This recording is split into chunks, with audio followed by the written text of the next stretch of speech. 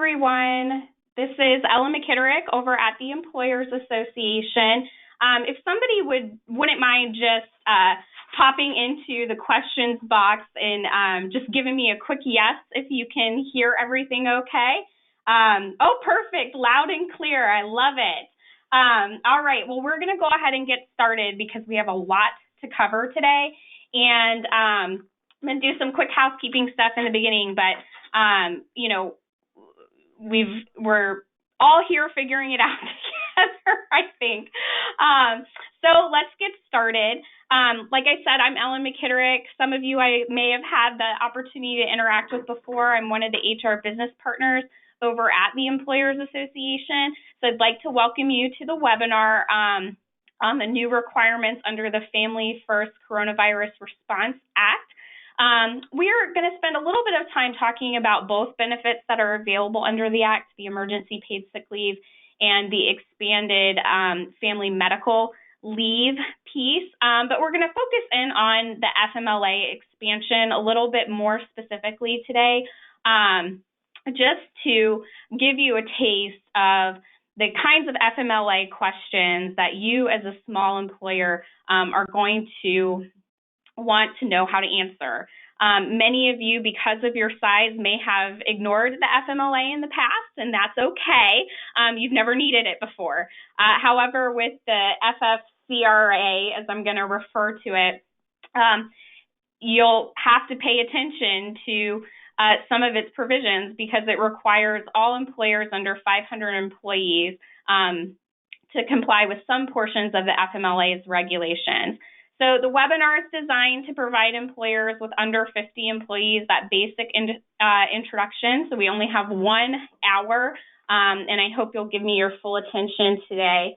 A couple of housekeeping items before we get started. There we go. Some of you who have participated with us before in a webinar have seen this slide before. For questions, please enter them into the questions box. Some of you guys are already ready to go with that, responding to my request earlier. I have my colleague in here, Mark Emmerich, who I know a lot of you know just from talking with us on the hotline. So he's going to be kind of managing our questions box and interjecting here and there. So we may not have time to get to all of your questions live in person today, but please do still submit them. After the webinar, we're going to be following up with a communication that includes a Q&A log, so we will get to your questions even if we're not able to address them on the line. The slide deck is available as a handout in the handouts menu, so I encourage you to print it off and take notes as the need arises. So, our agenda today is robust. We're going to begin by taking that bird's eye view of the FFCRA and its 2 main benefits, the emergency paid sick leave and emergency family and medical leave expansion. Like I said, we're going to really drill down into that expanded FMLA, or what I call FMLA in our slides. And talk a little bit about a basic overview of some of the protections that the regular old FMLA affords to employees and how those still largely remain in place under our FMLA benefit. Then we're also going to talk about just real specifically the high points, coverage and eligibility for employers and employees, the qualifying reason to take leave under the FMLA, the duration of that leave, some of the notice requirements for you as an employer to provide notice of benefits to your employees, and also what your employees have to tell you when they request leave, some practical considerations, and like I said, we will wrap it up with some Q&A at the end, time permitting. So, as many of you have been following along, the Families First Coronavirus Response Act, the FFCRA, is designed to require small employers, which is defined in the Act as those with fewer than 500 employees, require them to provide emergency paid sick leave and family leave to employees who are grappling with the impacts of COVID-19. It's effective this Wednesday, April 1st, 2020, and it's going to apply to any leave taken between April 1 and December 31st of this year. So one of the questions that we've gotten on the hotline in the past has been, what do I do with my employees already on leave, right? Does it go retroactive if the employee is on leave for a need that's covered? And so we'll address that as we talk today.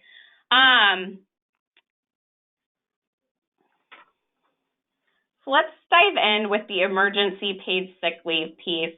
So this particular piece of the FFCRA applies to all employees regardless of the length of employment with your organization. So some of us have seen that 30-day window, 30 days of employment with respect to the family leave expansion portion.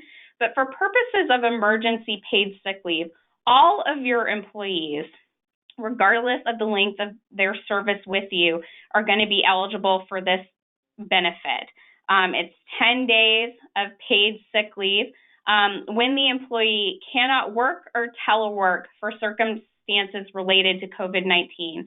So your full-time employees, that 10 days is going to translate into 80 hours of emergency paid sick leave. And for your part-time employees, they're entitled to the number of hours of paid sick leave that's equal to the number of hours they work on average over a 2-week period.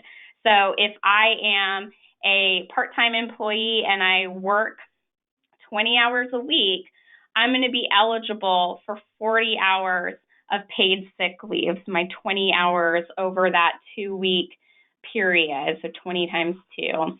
For the emergency paid sick leave piece, there's quite a bit that is covered that employees can use their time for. They can use their time for those first 3 reasons really related to their own condition, right? If they are subject to a quarantine or an isolation order, if they've been advised by a healthcare provider to self-quarantine, or if they're experiencing signs and symptoms related to COVID-19. And so when you think about those first 3 reasons, think about the employee's own health condition.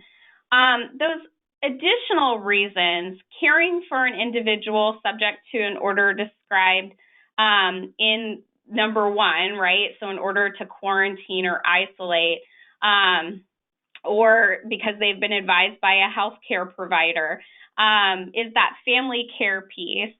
And then the 5th reason is the one we're really going to dig into today with respect to the expanded family medical leave. It's when the employee is unable to work or telework because they are caring for a child whose school or place of care is closed for reasons related to COVID-19. So that's the one that we're really going to dig in on today as we continue to chat. And then the other kind of number 6 catch-all piece is when the employee is experiencing any other substantially similar condition as specified by the Secretary of Health and Human Services. And so one of the things that, again, is a little bit of a wait and see is how some of these particular pieces are going to be interpreted by the Department of Labor as they, in the coming weeks, begin to enforce the different provisions of the Act. So we're a little unsure as of right now on what substantially similar condition means. It's not been something that the Department of Labor has addressed in their guidance yet, but we'll keep monitoring that for you all and pushing those updates out to you as we have been doing so far. So for pay with respect to emergency paid sick leave, if you take this slide and kind of look back at the last one as well, the pay really depends on the reason for leave, right? And so employees who are taking time for themselves, right, are going to be paid their regular rate of pay capped at $511 per day, or $5,110 in the aggregate. So if the leave that they are taking under emergency paid sick leave is for their own condition, we're looking at their regular rate of pay for those 80 hours. If the employee is taking leave because they're caring for a family member or they're taking care of their children due to school closures, then they're going to get paid at a rate of 2/3 the rate of pay they would have otherwise received, capped at $200 per day and $2,000 in the aggregate. So again, kind of taking this slide and marrying it to the one right before will help you differentiate at what rate do you need to pay employees while they're utilizing their emergency paid sick leave under these new benefits. But we're going to focus in now on that reason number 5, the childcare closure, because that's when the second part of the FFCRA comes into play, the Emergency Family and Medical Leave Expansion, or what I've called here in the slides the EFMLA. And so this is the only reason that number 5, I have to care for my children because their place of care or school is closed. That's the only reason that employees can take their additional leave under the Family and Medical Leave Expansion. So the FFCRA provides up to 12 weeks of job-protected paid leave for employees who are unable to work or telework due to this reason. And we're going to talk a little bit more in depth about what do I mean when I say up to 12 weeks and what does job-protected leave really mean. But for purposes of trying to wrap your head around how the two benefits interact with one another, emergency paid sick leave covers a whole wealth of other reasons for those 80 hours, a limited benefit, but you see this expansion only for that child care reason. So when you think about what needs or what leave benefits are my employees eligible for when they come to you with certain needs, as soon as you hear child care, that should send that light bulb off in your head or bell, ding, ding, ding, that you should start thinking a little bit about this emergency family and medical leave expansion and what that might mean for that employee. So for purposes of FMLA in general, right, the regular FMLA, what we've had here in the United States since 1992, permits eligible employees to take an unpaid leave of absence for certain qualifying reasons without fear of job loss, discipline, or retaliation for having taken leave. So it's a very, very protective standard for employees in terms of their ability to still remain on your payroll, to have a job to come back to when they have taken or when they are finished with their leave, and to not be retaliated against or disciplined because they were off. Generally, it's an unpaid leave of absence under the regular FMLA. However, the FFCRA expansion allows those employees to take paid leave for that single qualifying child care reason. So if you think about the basic protections of the FMLA, and this is true for the FFCRA as well, the main protection for employees for this type of leave is that job reinstatement. I have the ability to come back to the job that I had before. Now, the FMLA in and of itself is pretty strict about the job reinstatement piece in terms of really requiring employers to place that individual in the same job with very few exceptions.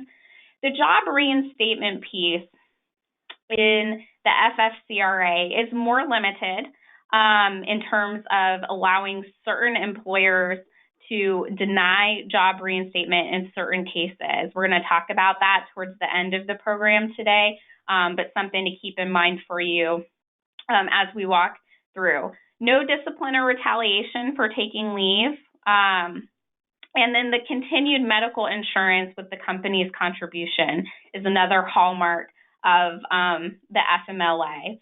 And so one of the things that when we talk about practical considerations you want to work out with your employees is while they are out on an FFCRA leave, how are you going to work with them on continuing health insurance contributions on their end? And what do you need to do about that continuation from a practical perspective? One of the things that I will say about the regular FMLA that is going to transfer over into these FFCRA requirements is that typically under the FMLA, there is no undue hardship defense, right?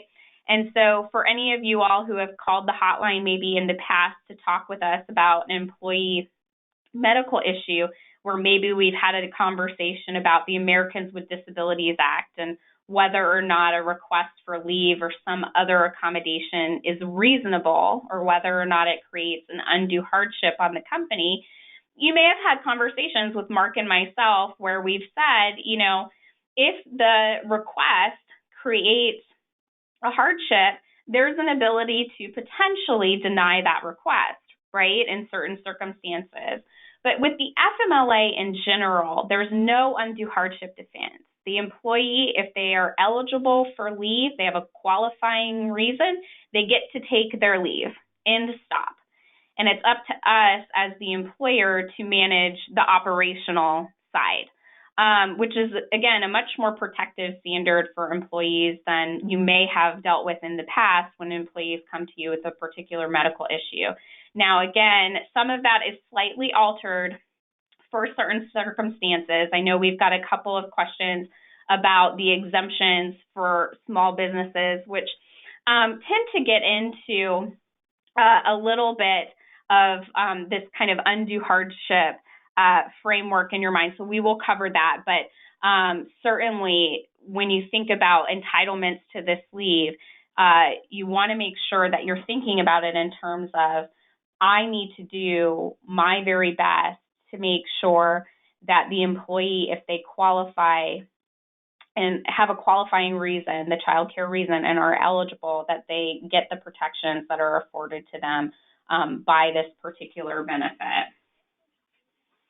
So roles and responsibilities. One of the things that is helpful for employers who are trying to learn how to manage an FMLA type benefit is to make some choices about who's going to be responsible for what pieces of communication with employees about the process. And in a medium-sized organization, medium to large, what I typically say is that HR managers and employees all have responsibilities within the FMLA, and we've kind of listed them on this chart here on the slide for you.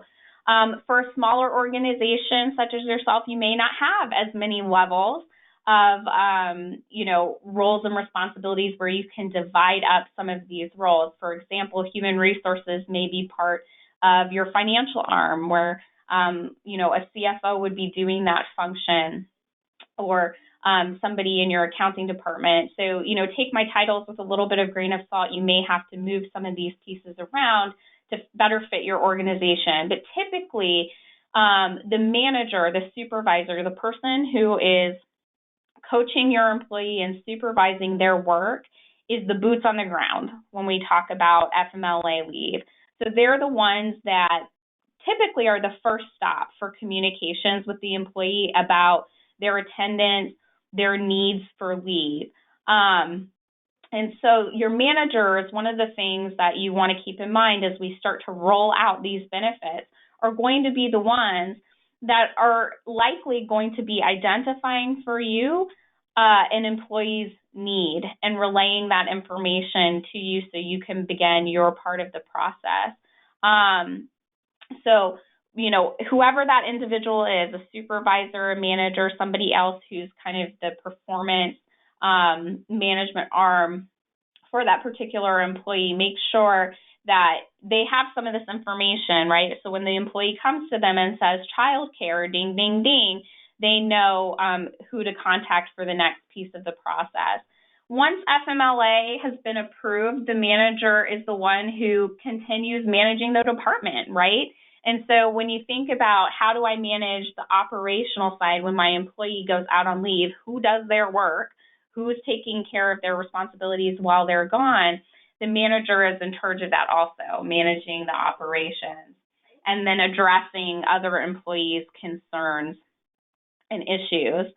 HR is typically the one that's doing more of the admin piece, making a determination on whether the employee is eligible for FMLA once they receive word about the potential need. And so once the manager says, I've got an employee, they've come to me and expressed they have this issue with childcare, now it's our job. If you're on the line, I assume everybody on the line is HR, but maybe that's a bad assumption. Now it is, the HR, CFO, whoever's doing the human resources function within your organization to talk with the employee about their eligibility, whether they meet the requirements, whether their need meets the requirements. Are there other alternatives for them that would allow them to telework, for example?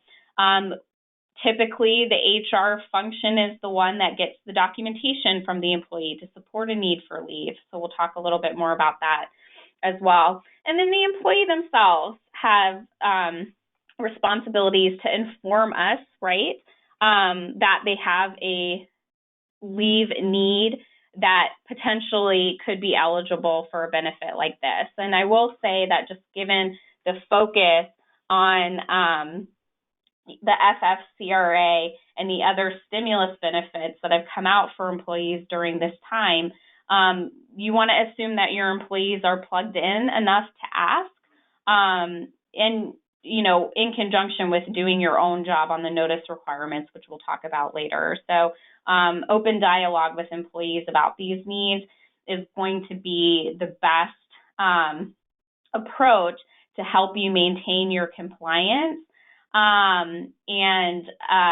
Again, working with those managers to try and get the information you need as well to approve leave. All right, and I do see some questions coming in. I have one question about what if the employee only needs 20 hours to cover childcare? Can we work with them on the other 20 hours and have them do some functions for us? It's a great question. We are going to address it a little bit later on, so I'm going to put a pin in it. I just wanted you to know that we did actually see your question come through. But in some cases, yes, it's going to depend on the circumstances, but we'll dig into that a little bit more later. So there's typically 3 requirements for the FMLA or the FFCRA benefits to come into play. So not all employees and all employers are covered under these laws, right? They're not blanket laws here in the United States.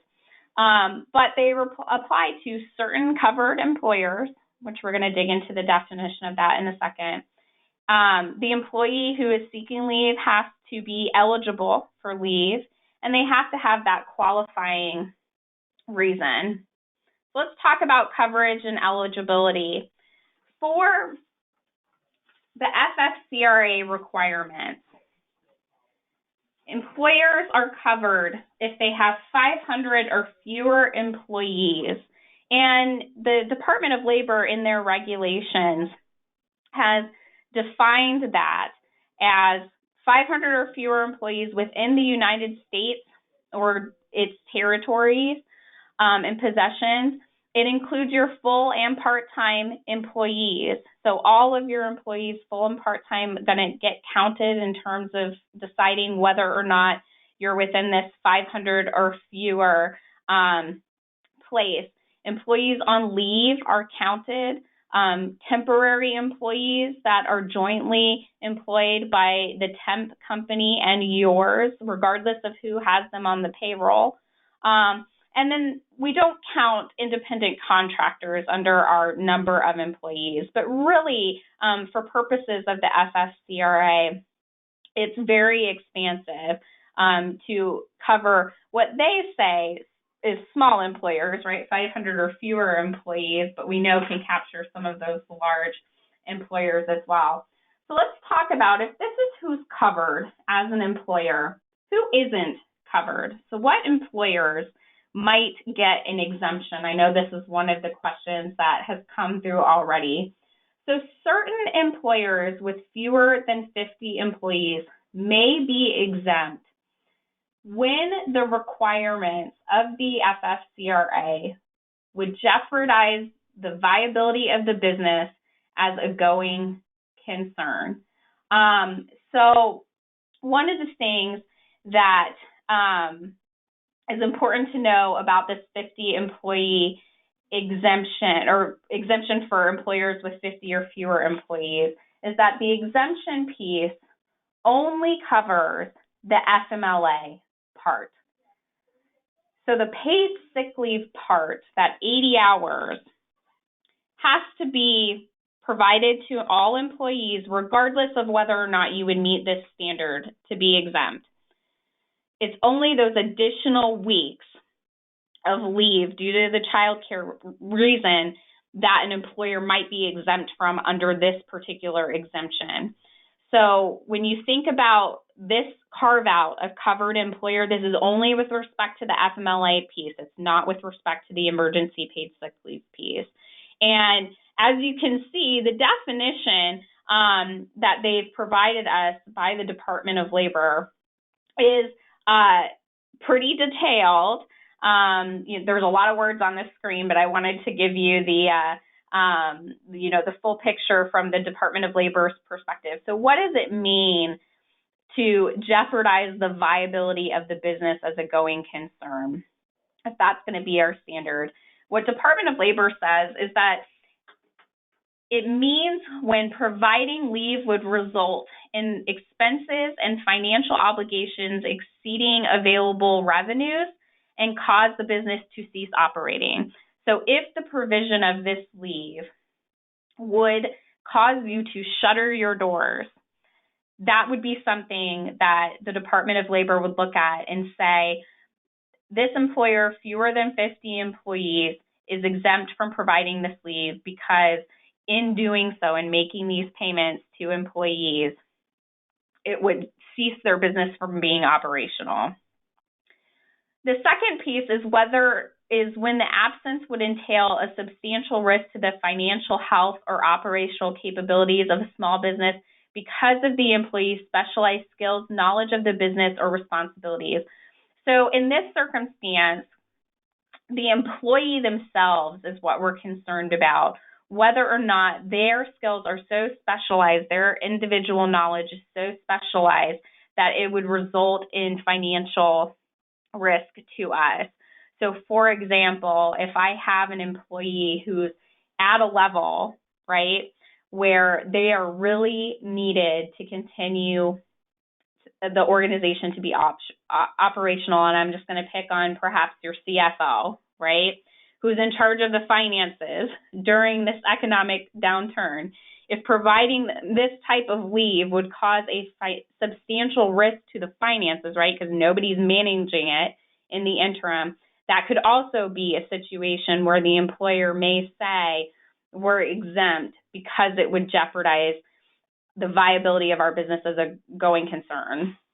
And then the third piece is when there are not sufficient workers who are able, willing, and qualified and who will be available at the time and place needed to perform the services that you offer provided by the employee and the employee's requested leave, and that these services are needed for the business to operate. So when you think about this piece, what I would encourage you to think of as a good example are when you have so many employees, right, who are needing this type of leave to care for their children during this time, that providing leave to every single employee would, in effect, make us unable to perform services, right? So in these circumstances, this is what the Department of Labor has given us to really dig down into this exemption from that covered employer standard. So as you can see, it is fairly broad and fairly unclear in some cases. The Department of Labor does seem to indicate in their guidance that they will address in future regulations what kind of documentation an employer might want to prepare and keep to establish that they meet these criteria. Right now, there is no exemption application process or anything that an employer needs to do in terms of going to the Department of Labor and applying for an exemption. That is not a process that exists yet. But consider, if you are a business that's actually thinking about taking advantage of this piece, consider what kind of documentation would you want to get in place to substantiate your need, because at some point, once the Department of Labor starts their enforcement activity on the FFCRA, it may be something that you're requested to produce. Hey, Ellen, we've got a question here that might be relevant at this point. And the question is, what does the exemption actually mean? That the employer doesn't approve and pay the paid leave, or that the employee can't take the time off? I guess it would be both, right? Yeah, so absolutely, it would definitely be both. So essentially what the exemption means is that if the employer meets these criteria, they do not have to provide the leave to employees, either paid or the actual time. And so really what this exemption would do for a employer with fewer than 50 employees who meets one of these requirements is take them out of the FFCRA system with respect to the expanded FMLA. Now, you still have to do the emergency paid sick leave. I've said that before, but in terms of having to provide additional leave time to employees, those additional weeks, which we're going to talk about in a second, you wouldn't have to do that at all. Which again is one of the reasons why I say the Department of Labor is trying to make the FFCRA less burdensome in some ways to those small employers by having an opt-out. But you really want to consider, what kind of documentation should I have or collect to substantiate that I would meet one of these criteria? Because, taking yourself out of the system of providing the leave and pay at all is pretty substantial in terms of an impact on your employees and your workforce. And so if we think about kind of the tension between the protections of the law and how significant those are weighted in favor of employees versus taking advantage of an exemption like this, you really need to think about, if I'm going to take out my responsibility to provide those protections, how do I support that argument if Department of Labor ever comes knocking? That's a great question. All right. So let's talk about employee eligibility. This is another area where there are a few limited exceptions, but in general, employees who have been with you for at least 30 calendar days are going to be eligible for this expanded FMLA for child care purposes. So what does it mean to be with you for at least 30 calendar days? It means that they are on your payroll for 30 calendar days immediately prior to the day leave would begin. So for example, if your employee comes to you, they request the expanded family and medical leave on April 10th, let's just play with that date, then they must have been your employee since March 11th of 2020. So 30 calendar days with you. If the employee is a temporary employee and you subsequently hire them, then you would include the time that they were with you as a temporary employee in terms of trying to decide if they're going to be eligible for these EFMLA benefits or not. So one of the things that was an open question when the regulations, when the legislation was passed that have now been addressed by Department of Labor guidance, is whether or not an employer had to provide these EFMLA and EPSL benefits to employees who were already furloughed. And one of the things that the Department of Labor has cleared up in a way that is favorable to those of you on the call is that in one of their FAQs, they have said, if the employer is open, but the employee is furloughed because they don't have enough work or business for the employee to work on, then they're not entitled to take emergency paid sick leave or the expanded family and medical leave under the FFCRA. So for those of you who have already made those difficult decisions to furlough or lay off employees, even where the employee would have had the qualifying need, childcare reason, prior to being furloughed, they are not eligible to take this expanded FMLA and the emergency paid sick leave piece that we talked about before. The remedy Department of Labor indicates for those employees in terms of seeking some kind of wage replacement is the unemployment system. So should you have employees come to you and ask the question, I went out on furlough, but these benefits are now effective on April 1. What does that mean for me? Unfortunately, nothing. They should be directed to go to unemployment if they haven't already done so, because these leave benefits aren't available to them. Now, if you bring somebody back from furlough during the period of time where these benefits are available, April 1st to December 31st, that's a different question. And they would be entitled to benefits, again, if they've been with you for 30 calendar days, at least 30 calendar days upon their return. So something to keep in mind if you have done some furloughs, but you're thinking about bringing some people back.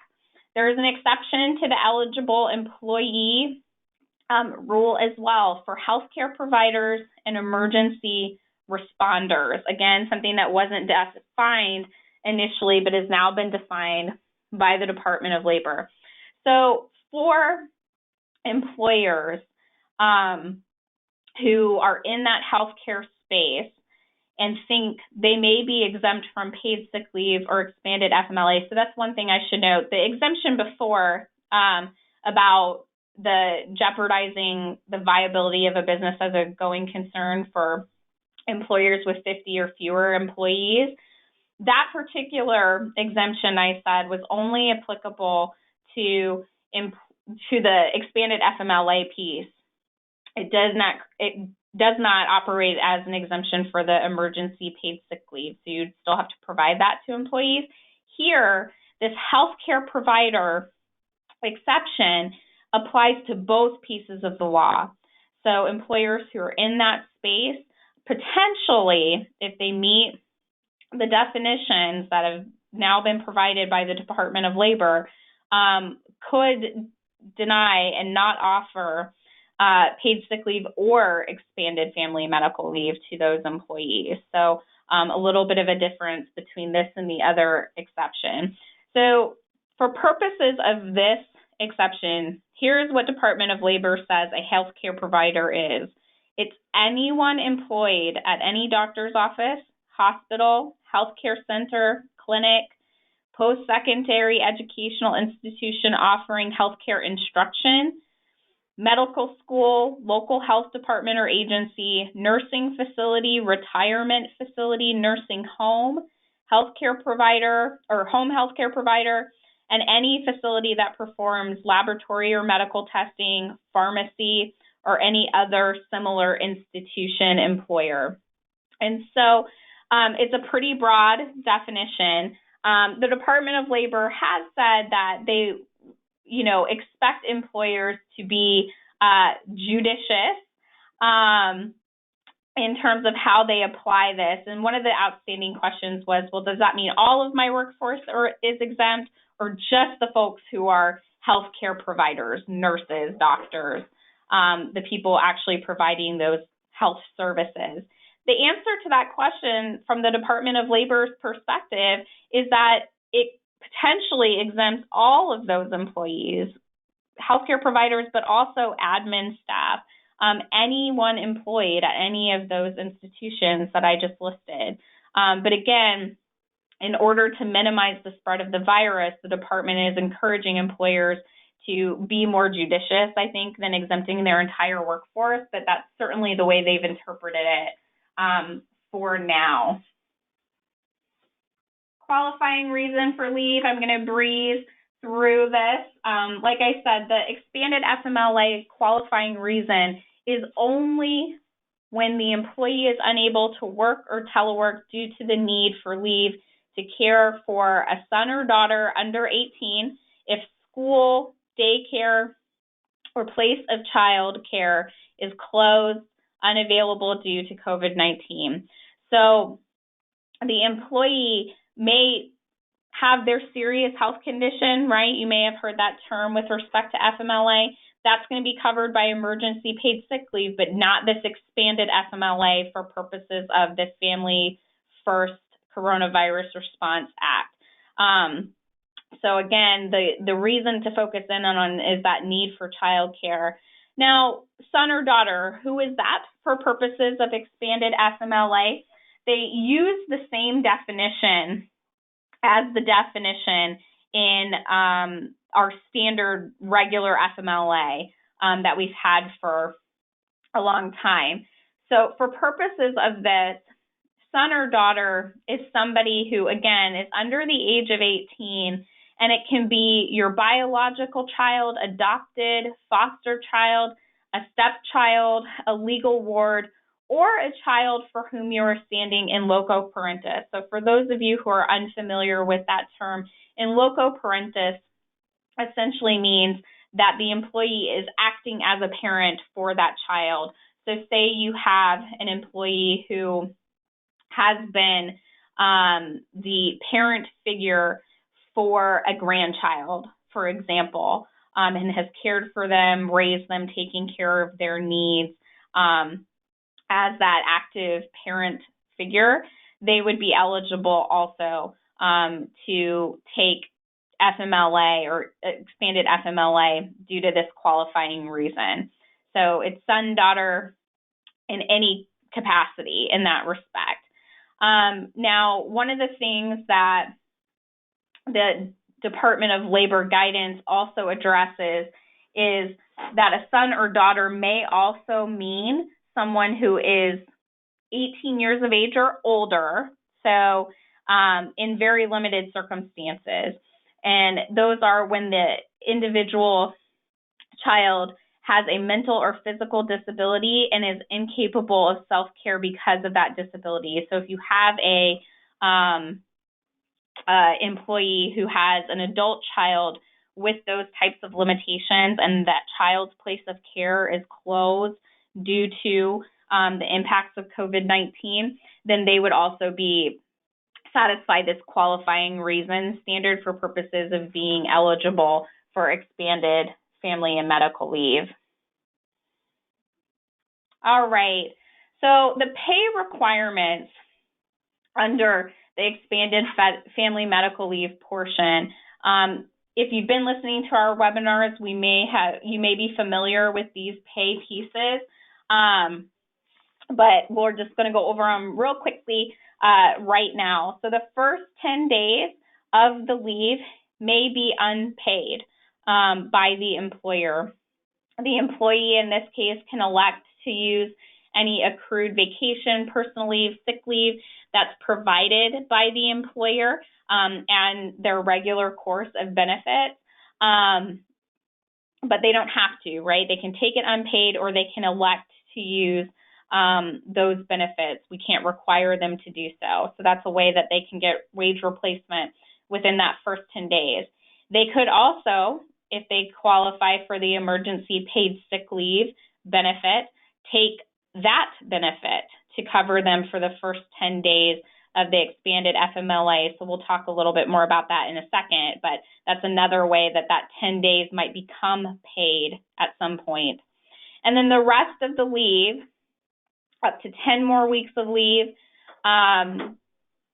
for employees with regularly scheduled hours, it's going to be 2/3 their regular rate of pay based on the hours they're regularly scheduled to work. So if I'm regularly scheduled to work 40 hours a week, I'm going to get 2/3 my regular rate of pay based on 40 hours.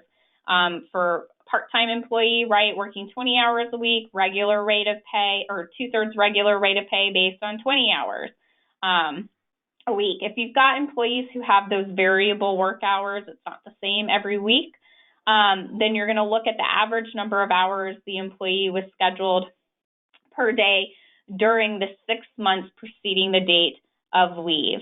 So you'll do an average for those variable hour employees. And then, of course, the maximum for pay under this particular benefit is $200 per day, or $10,000 in the aggregate. So there's a question here regarding the slide. So this current slide you were just talking about for the extended FMLA pay is relating to the previous slide? So let me see here. Let me see if I can understand your question a little bit better. Yes, so the pay is relating to this qualifying reason, right, of employee is unable to work or telework to care for their child because school is closed or daycare is closed. So that's where this pay calculation comes into play. You'll notice, though, if you pop back to the slide that talks about pay for the emergency paid sick leave, to care for a child or to care for a family member, it's this same rate, 2/3 the employee's regular rate of pay, up to those caps, the daily cap and the aggregate cap. So it's very similar. So if you think about the employee who is supplementing their leaves, right, in that first 10-day period, you might have an employee who elects to use their accrued vacation that you already provide to them. So they would get full pay from you for those 10 days, and then they would get that 2/3 rate for the remaining 10 weeks. If the employee has elected in those first 10 days to use emergency paid sick leave, then they're getting the 2/3 rate for those 10 days, and then it's continuation of that 2/3 rate once they get to the expanded FMLA portion of their leave. So, but yes, in general, these pay requirements are relating back to just the FMLA portion, but they're very similar if the employee is using that emergency paid sick leave benefit for the same purpose, the child care purpose. All right, so the duration of leave, let's talk about how much leave time does your employee get. Under the expanded FMLA, the employee is eligible for 12 work weeks of leave. The first 10 days, so the first 2 weeks, may be unpaid, subject to those elections of using paid benefits that we talked about a moment ago, and then the balance would be paid at that 2/3 rate. So up to 12 work weeks is what they are eligible for. In some circumstances, they may be eligible for up to 14 work weeks. And I'm going to talk about that in just a second, but let's stick on just 12 as our baseline right now before we complicate it too much. So like the FMLA, the work weeks under the expansion are based on the employee's normal work schedule.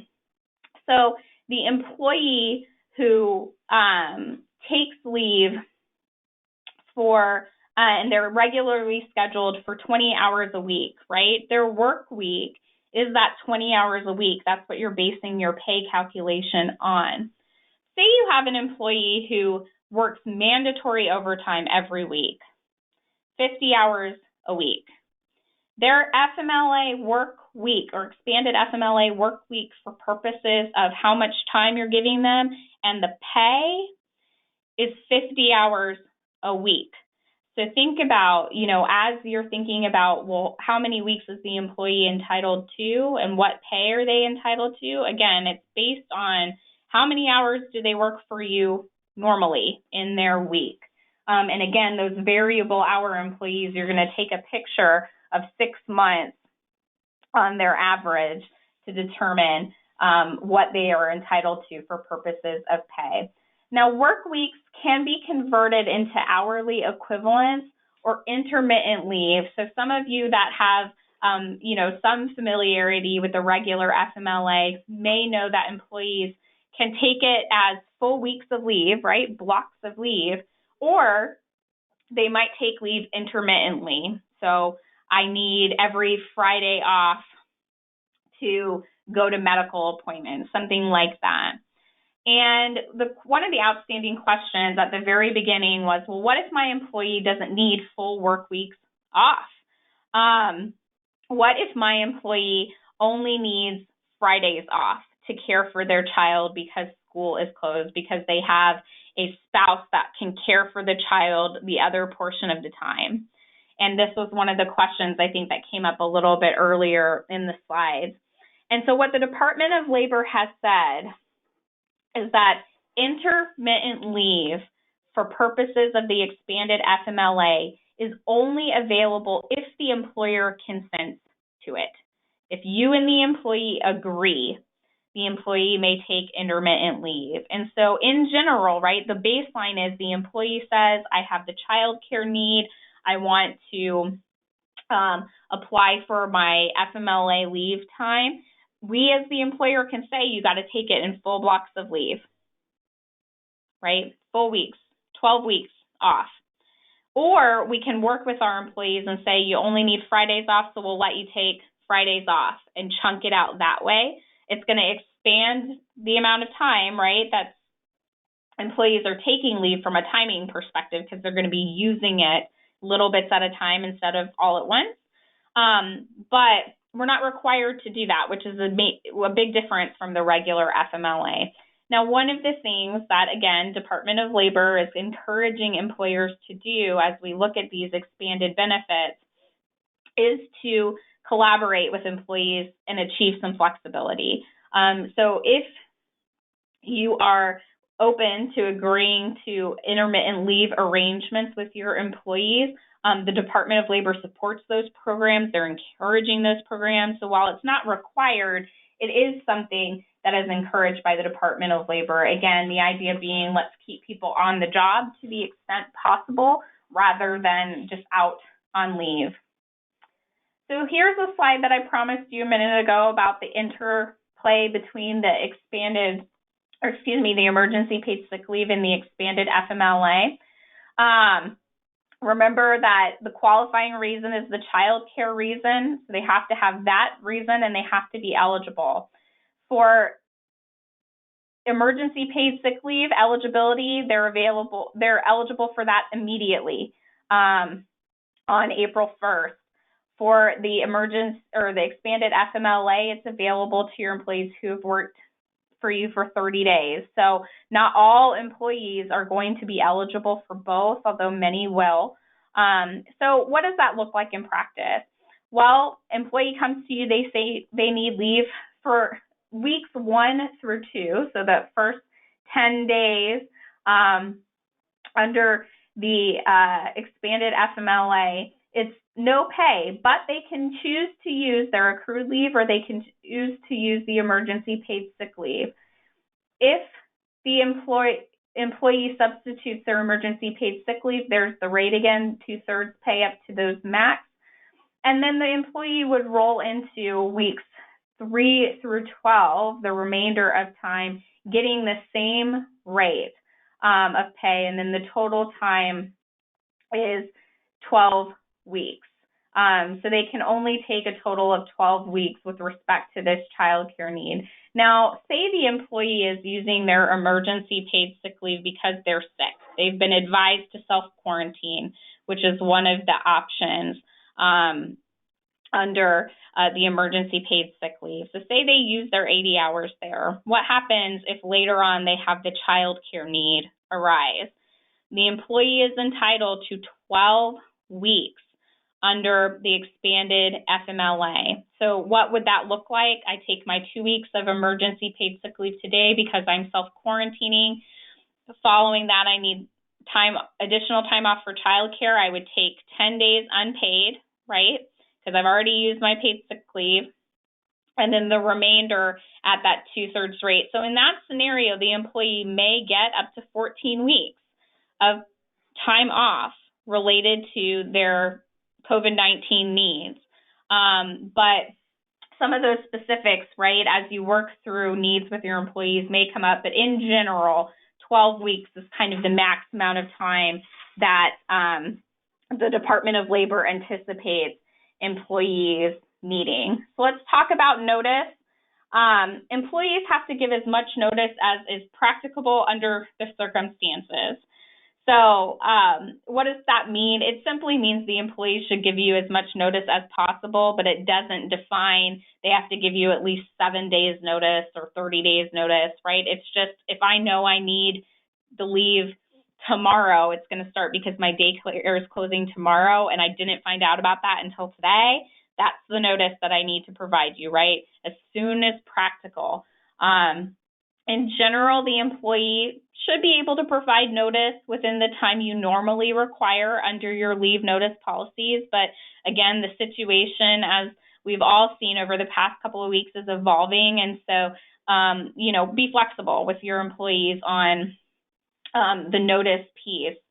Now, the question comes up with notice, well, what kind of documentation might my employee need to provide to me to substantiate their need for expanded FMLA?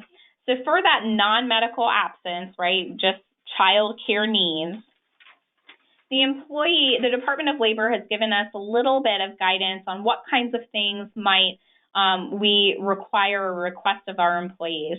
It can be something like an email or a text message from the school or the daycare notifying the parent of closure. It can be a closure announcement from the school's website, possibly, a copy of the governor's orders.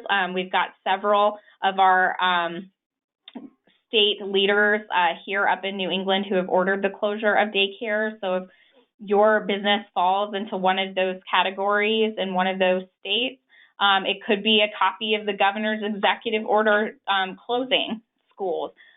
So again, be flexible in what you're requiring of employers. You can request documentation, but you want to make sure that employees are able to provide that to you in a way that is not overly burdensome. One other thing to note about the documentation is that when you go to request your tax credits for the payments you made under the FFCRA. So one of the things that we're not talking about too much today, but is available to employers is employers foot the bill, right, for the pay on these benefits. However, the benefits are 100% reimbursable through tax credits when you go to do your quarterly payroll taxes. And so when you go to take advantage of those credits, make sure you keep your documentation that supports these sums that were paid out to your employees. So that's another reason to get that documentation. But for purposes of child care closures, relatively little, right, that your employee maybe needs to provide you. If the need is the emergency paid sick leave need, where a medical certification or note might be required, you may have a little bit more of an involved process in getting that. But for purposes of school closures, be expansive in how you're thinking about those documentation requirements. Employer notice requirements. Really right now what Department of Labor says is that we've got to post a model notice in our place of business about the requirements and the benefits that are available to employees under the FFCRA. So the website that's linked on the slide right here is the Department of Labor's model notice. Needs to go up by April 1st. And you can place it where the employee, you regularly place your employment posters. That's what they mean by conspicuous, where the employee has a meaningful opportunity to see the information. Typically, that's something like a break room, lunchroom, other common area that's accessible to your employees. And you're listening to me and you say, but wait, Ellen, all of my people are remote now, right? So what do I do to post the notice? That doesn't seem very meaningful at the moment. And so Department of Labor has addressed that in their FAQ and has said that employers may comply with this requirement by emailing or direct mailing the notice to employees, posting it on an internal or external website that's accessible by your employees. So you can use those electronic avenues also to comply if you don't have people that are actually coming physically to the work site anymore. Right now, there is no requirement to post the notice in any languages other than English.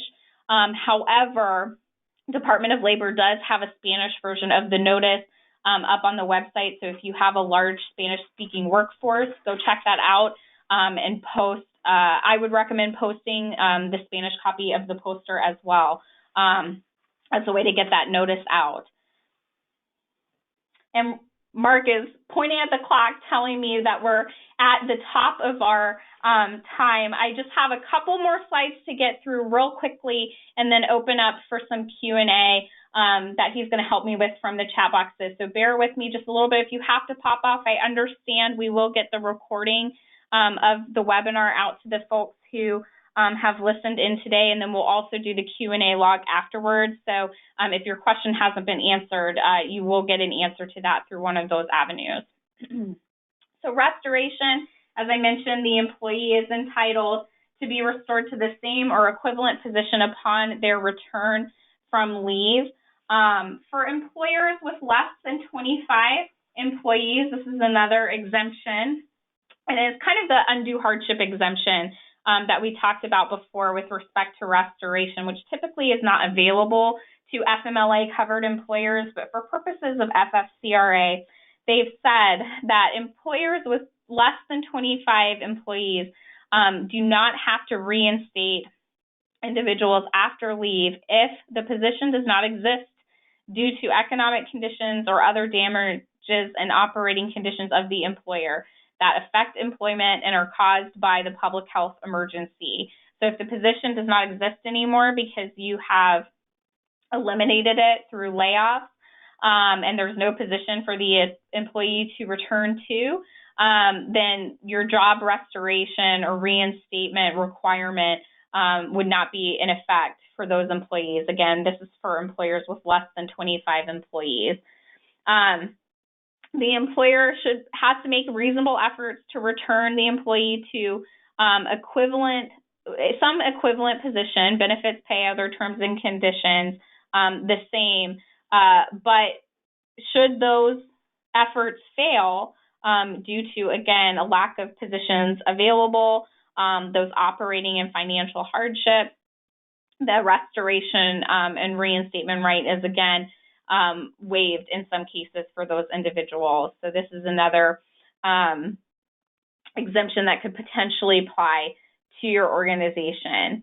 Employers have to make reasonable efforts to contact employees if an equivalent position becomes available, and they have to continue those reasonable efforts for 1 year, beginning either on the date of the leave related to COVID-19, the date the leave concludes, or the date 12 weeks after the leave began, whichever is earlier. So if you have an employee who only, takes 8 weeks of leave, for example, rather than the full 12, that's the distinction there. So the employer has to continue to make those reasonable efforts to contact employees when equivalent positions become available for a time period in order to satisfy this restoration potentially exemption.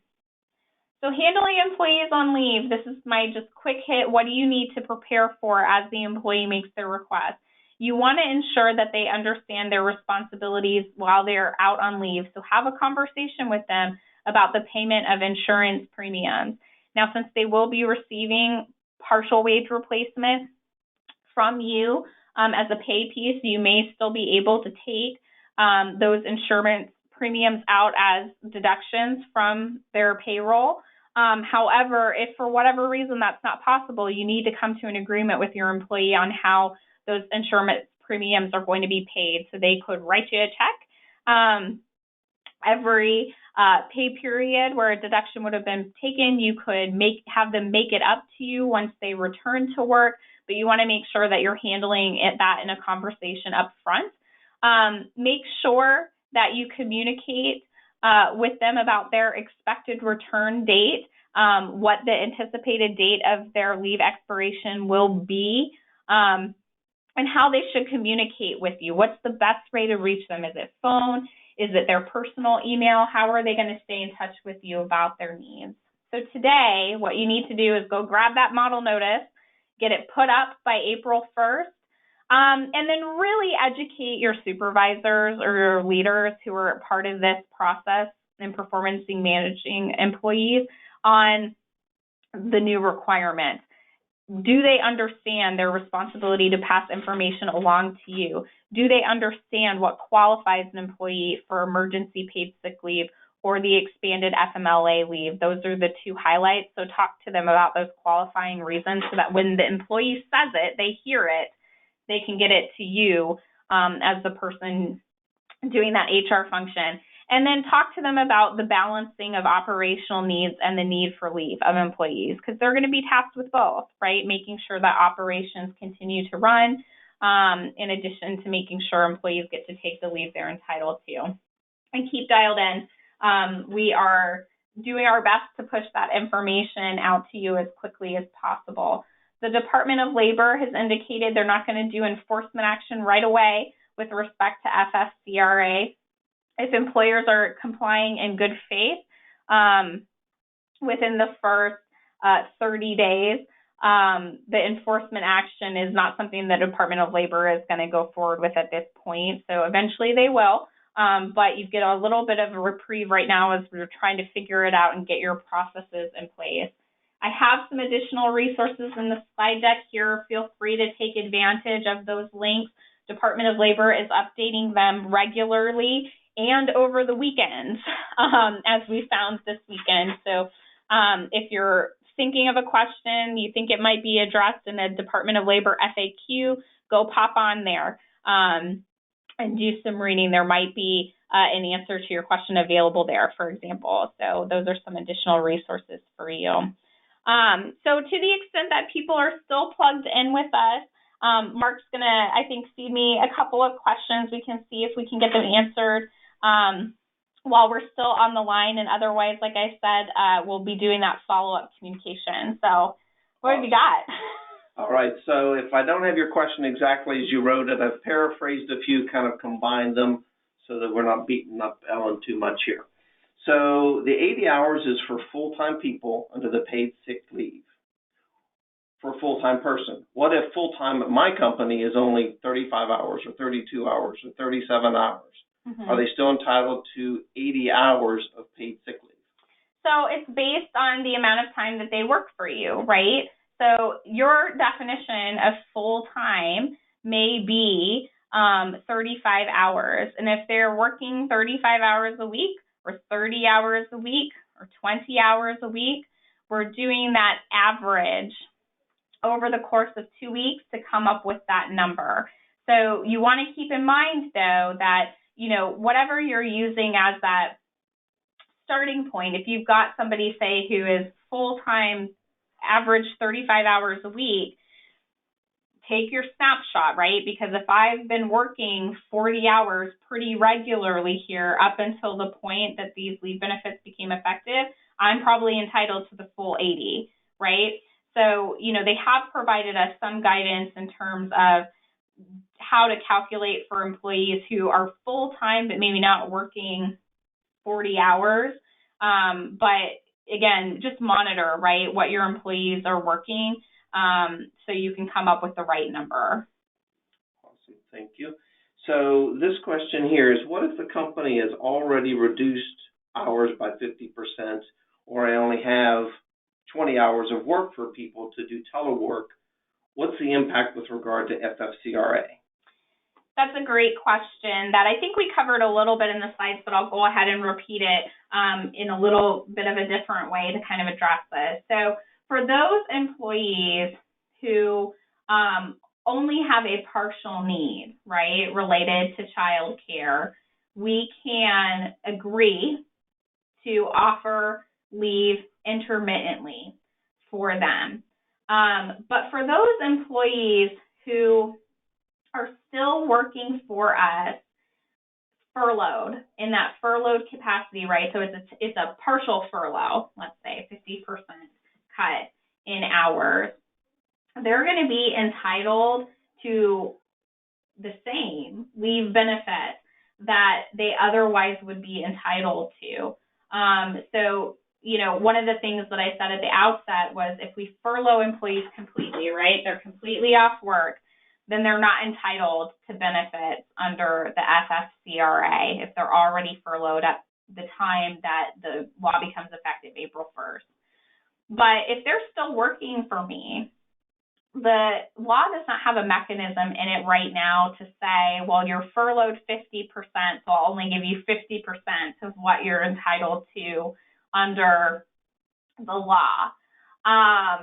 So you really have to take a look at the employee is eligible for their full benefit, the 80 hours of PSL if they are working that average, and the up to 12 weeks of time for the expanded FMLA. But if I've been furloughed working 50% for a couple of weeks now, when I go to do my look back, right, my average,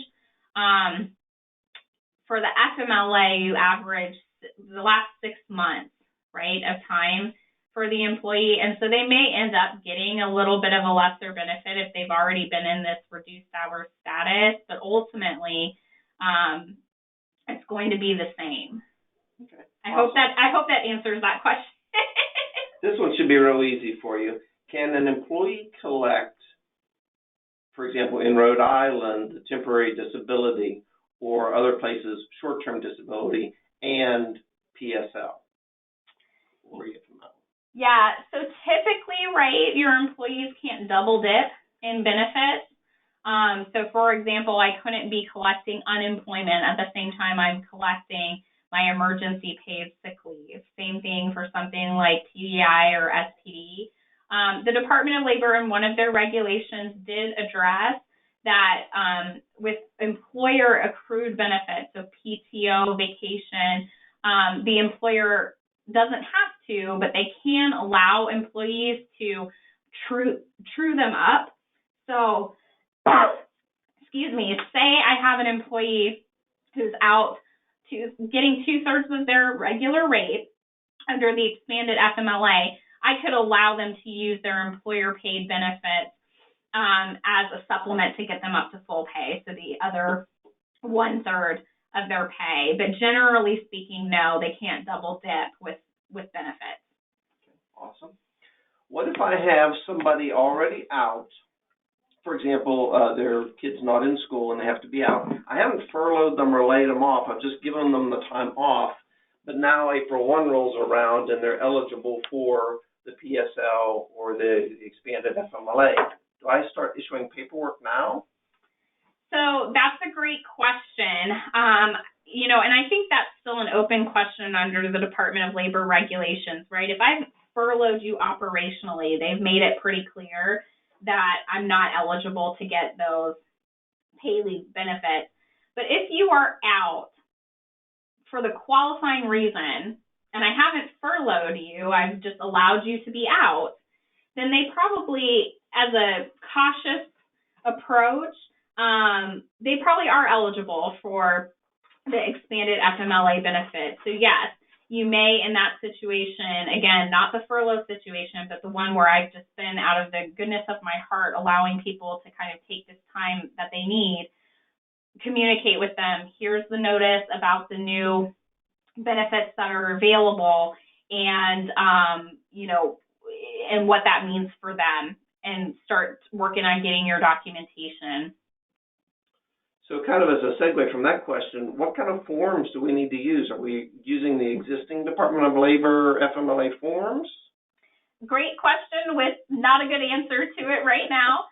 They have not issued any forms available for employers to use right now for these purposes. And one of the things that I've talked through with members on our hotline is that the current Department of Labor forms for FMLA really don't speak to this situation, right? The child care need, which is the only thing that expanded FMLA covers.